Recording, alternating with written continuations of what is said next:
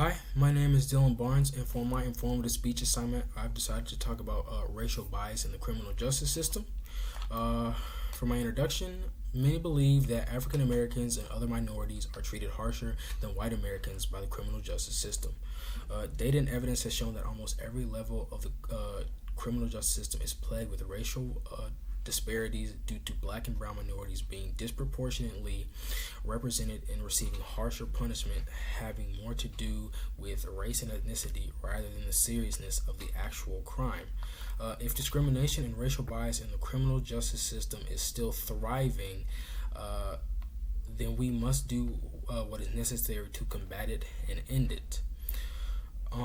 For my first point, I'd like to talk about police practices and treatment. When it comes to police treatment, African Americans and white Americans experience different police practices. Police brutality is the use of excessive force, whether that be physical, verbal, or intimidation. It's something black and brown people know too well. Stop and frisk data shows that about only 3% of these encounters manufacture evidence for actual criminal activity, meaning 97% of these people are getting stopped for no reason, but majority of the time because they are being racially profiled.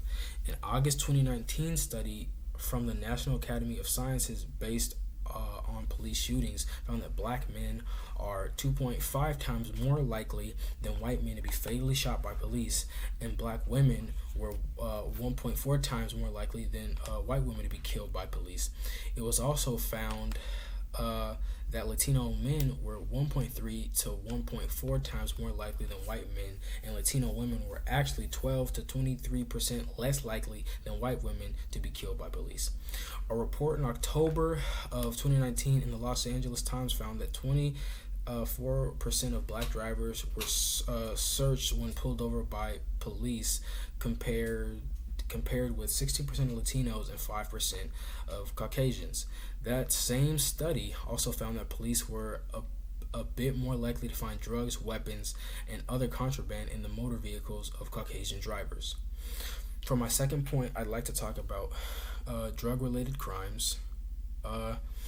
Data related to drug crimes reveal that African Americans are frequently arrested, charged, and convicted for possessing, distributing, and conspiring at a far greater rate than white Americans, even though research shows that races use and sell drugs at the same rate.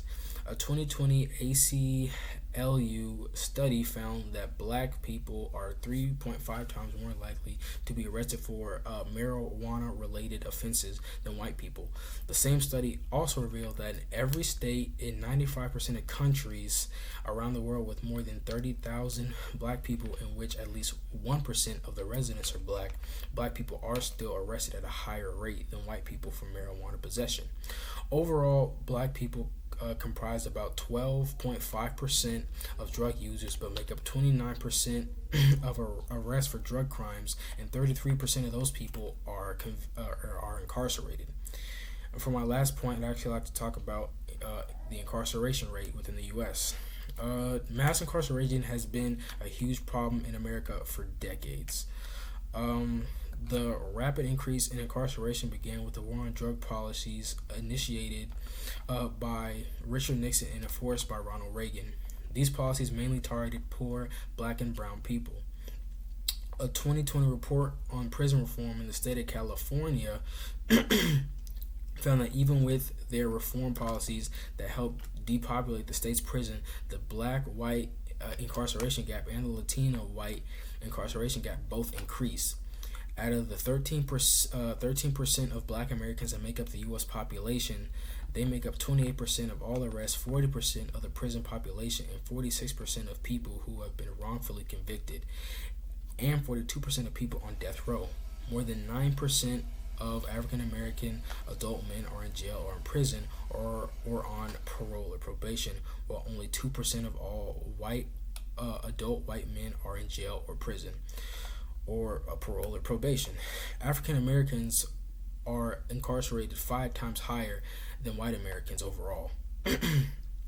For my conclusion, The evidence that racial bias exists in the United States criminal justice system is overwhelming and goes to show that it is far from perfect. It's sad and scary to know that certain individuals' arrests and convictions has more to do with their skin color and racial bias or racial bias. Many are still blind to this major issue or just choose to ignore it altogether because it doesn't affect them personally.